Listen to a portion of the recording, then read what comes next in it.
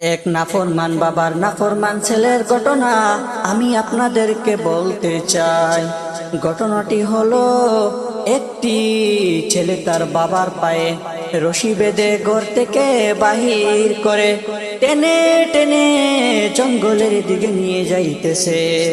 যাইতে যাইতে হঠাৎ করে একটি গাছ দেখতে পেল। গাছের তলে গিয়ে ছেলেটি বাবাকে নিয়ে জিরাতে লাগলো। তখন বাবা বলে, বাবারে, তুমি আর আমাকে আগে টেনে নিয়ে যেও না। ছেলে বলে, কেন বাবা, কেন আর আগে কেন তোমাকে নিয়ে যাব না?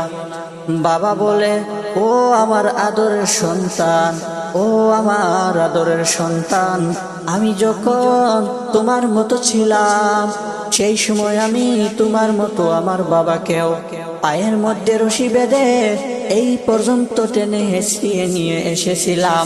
গতিকে আমি আমার পাপের সাজা পেয়ে গেছি।